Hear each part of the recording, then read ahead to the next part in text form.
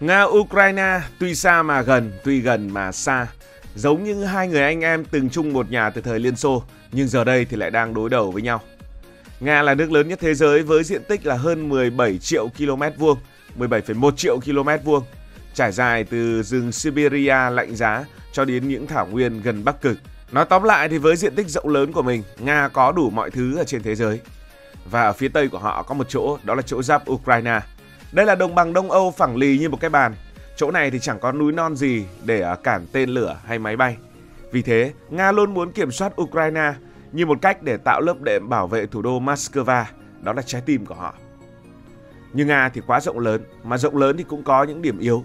Dân số và kinh tế tập trung ở phía Tây, tức là khu vực châu Âu, nên mọi thứ từ đường ống dẫn khí đốt cho đến các căn cứ quân sự đều nằm trong tầm ngắm của xung đột.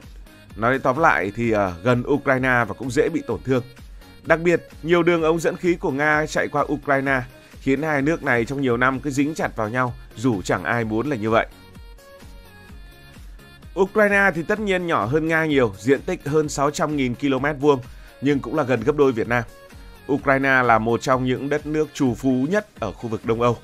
Đất ở đây màu mỡ khủng khiếp, được gọi là đất đen. Nó giàu dinh dưỡng đến mức đất này trồng gì cũng tốt.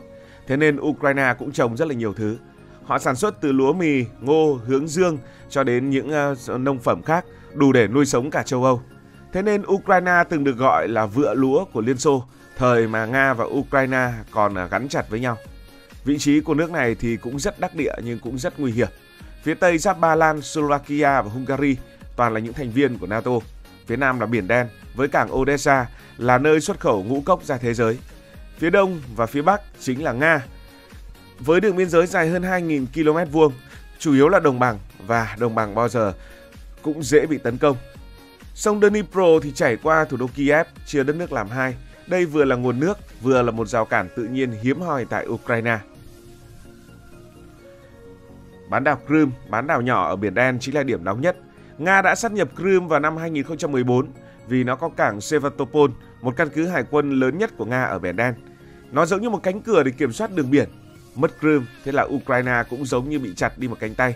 Còn Nga coi Crimea như viên ngọc quý và sẵn sàng làm mọi thứ để mà bảo vệ Crimea. Như vậy chúng ta có thể có một cái nhìn tổng quát, đó là địa lý lúc nào cũng rất quan trọng. Địa lý quan trọng, nó quyết định kinh tế, quyết định cả quân sự và nó cũng quyết định cách một vụ tấn công có thể xảy ra. Cụ thể ở đây chính là một vụ tấn công hạt nhân. Đồng bằng phẳng lì, khoảng cách rất gần giữa Nga, Ukraine và vị trí chiến lược của Crimea làm mọi thứ trở nên mong manh hơn rất nhiều. Một quả bom hạt nhân nếu giả sử nổ ở đây không chỉ phá hủy một thành phố mà còn có thể thay đổi cả thế giới. Điều gì sẽ xảy ra nếu chuyện xấu nhất trên thế giới, chuyện mà chúng ta đang nghĩ tới lại xuất hiện trên chiến trường Nga-Ukraine? Cuộc chiến giữa Nga-Ukraine là một ván cờ mà bàn cờ chính là đồng bằng, là sông ngòi, là cảng biển. Địa lý không chỉ địa hình các hai bên đánh nhau mà còn quyết định hậu quả của một vụ tấn công hạt nhân nếu có. Đồng bằng Đông Âu, nơi Nga và Ukraine đang giao chiến, nó chính là chiến trường lý tưởng cho tên lửa và máy bay. Nếu bạn xem những video về cuộc chiến này ở trên mạng Internet thì nhìn thấy rằng những khu vực chiến sự ở đây gần như là không có núi cao, rất ít rừng rậm, chủ yếu là có đồng cỏ mà thôi. Nếu Nga phóng tên lửa hạt nhân, nó sẽ bay qua vùng đồng bằng này trong vài phút và chắc chắn là không gì cản nổi. Ở phía đông Ukraine, vùng Donbass chính là nơi giao tranh ác liệt. Đây là khu công nghiệp với mỏ than, với nhà máy thép và với nhiều những khu dân cư. Nếu một quả bom hạt nhân nổ ở đây, nó sẽ phá hủy không chỉ một đội quân mà còn phá hủy cả một nền kinh tế. Lúc này, sông Dnipro hay trong tiếng Việt chúng ta hay được phiên âm thành sông Donetsk, dài khoảng 2.200 km với diện tích lưu vực là hơn nửa triệu km vuông. Con sông chảy qua Kiev xuống miền Nam sẽ là một tuyến phòng thủ quan trọng. Nhưng trong kịch bản hạt nhân, sông này có thể lại trở thành một con đường phóng xạ bất đắc dĩ. Một vụ nổ gần đây sẽ làm nước sông nhiễm phóng xạ, ảnh hưởng đến hàng triệu người phụ thuộc vào nó.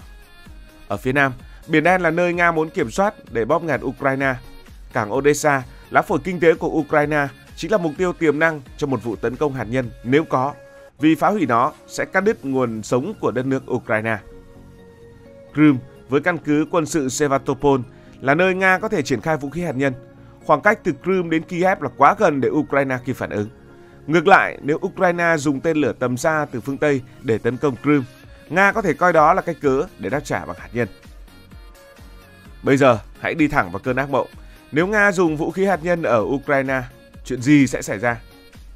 Hãy nghĩ đến một quả bom hạt nhân chiến thuật, sức không phá 10 kiloton, tức là chỉ bằng 2/3 quả bom ở Hiroshima nổ ở Donbass, thì vụ nổ này cũng đã đủ san phẳng mọi thứ trong bán kính một vài cây số.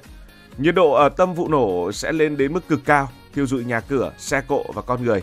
Sóng xung kích sẽ phá hủy những tòa nhà trong vòng 5 km, kính vỡ vụn và tường sẽ sụp đổ. Đám mây phóng xạ tùy theo hướng gió có thể lan rộng hàng chục cây số, làm cho đất đai, làm cho nguồn nước, làm cho không khí bị nhiễm độc. Nếu nổ ở khu dân cư đông người, hàng trăm nghìn người có thể sẽ tử vong ngay lập tức, chưa kể hàng triệu người chịu ảnh hưởng lâu dài từ phóng xạ.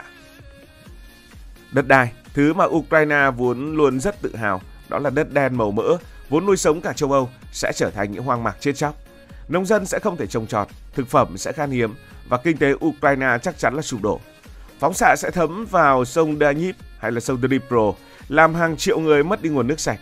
Dân chúng hoảng loạn, hàng triệu người sẽ phải chạy sang Ba Lan, chạy sang Hungary và gây ra khủng hoảng tị nạn lớn nhất tại châu Âu kể từ Thế chiến thứ hai. Nhưng hậu quả chắc chắn không chỉ dừng lại ở Ukraine, có thể Nga bị ảnh hưởng ngược. Gió có thể mang phóng xạ sang Nga, sang Ba Lan hoặc Belarus, gây ô nhiễm xuyên biên giới. Một vụ nổ hạt nhân dù nhỏ sẽ là vết thương không thể lành với cả thế giới. Nhưng Ukraine sẽ làm gì? Bạn có biết được rằng Ukraine từng là một trong những cường quốc hạt nhân lớn nhất trên thế giới hay không?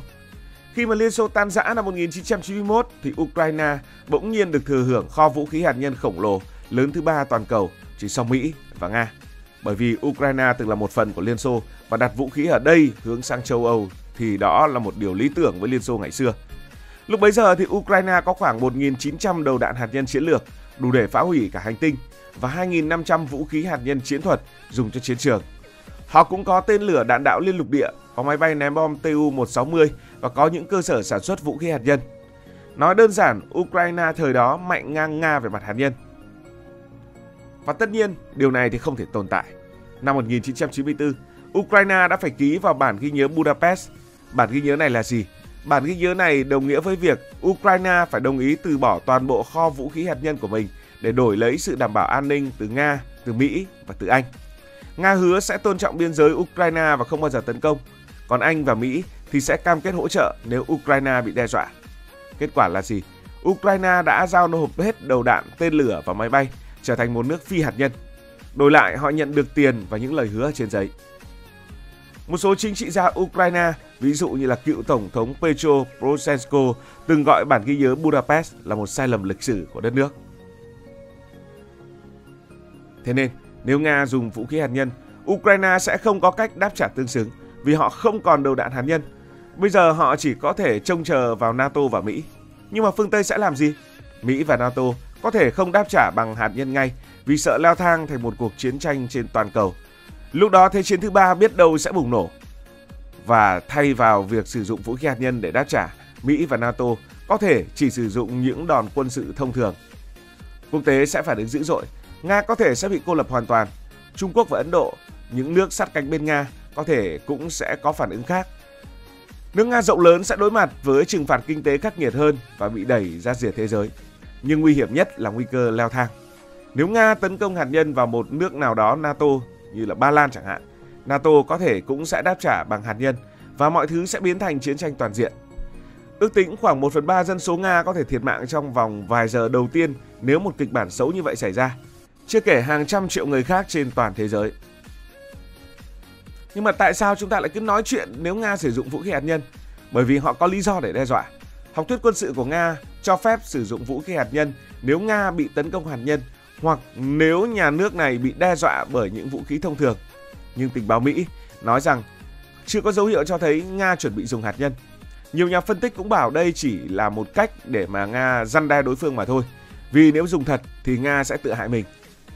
Học thuyết hạt nhân của Nga gần đây đã được điều chỉnh, cho phép dùng vũ khí hạt nhân để đáp trả các cuộc tấn công thông thường nếu chúng đe dọa đến sự tồn vong của đất nước này. Điều này làm mọi người lo lắng vì Ukraine, với sự hỗ trợ của phương Tây, đang đánh mạnh vào các mục tiêu chiến lược của Nga. Một tính toán sai lầm từ Moscow có thể đẩy mọi thứ đến bờ vực. Về mặt dài hơi, nếu Nga dùng hạt nhân, họ có thể thắng tạm thời ở chiến trường nhưng sẽ thua về chiến lược. Nga sẽ bị cô lập kinh tế sẽ sụp đổ và mất đi vị thế quốc tế. Ukraine dù thiệt hại nặng, có thể được phương Tây hỗ trợ để tái thiết. Nhưng vết thương từ phóng xạ sẽ kéo dài hàng thập kỷ, biến những cánh đồng màu mỡ thành những vùng đất chết. Nói đâu xa, ngày một thảm họa hạt nhân trên đất Ukraine thôi thì cũng đã khiến cho mọi thứ đau đầu lắm rồi. Và xung đột hạt nhân nếu xảy ra sẽ làm lung lay trật tự thế giới. Nếu Nga dùng hạt nhân, các nước khác sẽ nghĩ, mình cũng cần bom hạt nhân để tự vệ. Ukraine chính là một bài học. Tổng kết lại, Nga và Ukraine là hai đất nước gắn bó bởi lịch sử và địa lý, giờ lại đang đứng bên bờ vực. Đồng bằng Đông Âu, sông Dnipro, Biển Đen, tất cả đều có thể trở thành nạn nhân của một vụ nổ hạt nhân. Khoảng cách gần giữa hai nước làm mọi thứ mong manh hơn bao giờ hết. Ukraine từng là một gã khổng lồ hạt nhân, nhưng gã khổng lồ ấy lại đi trên đôi chân đất sét. Vũ khí hạt nhân chính là con dao hai lưỡi. Nó có thể phá hủy Ukraine, nhưng cũng có thể khiến Nga tự đào hố chôn mình. Cảm ơn vì đã quan tâm theo dõi câu chuyện này. Bạn nghĩ sao nếu một kịch bản như vậy diễn ra? Nếu cảm thấy thú vị, bạn có thể nhấn nút đăng ký kênh, bật chuông thông báo và chia sẻ. Còn bây giờ thì xin được nói lời chào, tạm biệt từ bình luận viên Hải Thanh Story. Cảm ơn các bạn đã dành sự đồng hành cùng Hải Thanh Story. Đi qua những vùng đất, khám phá những điều mới.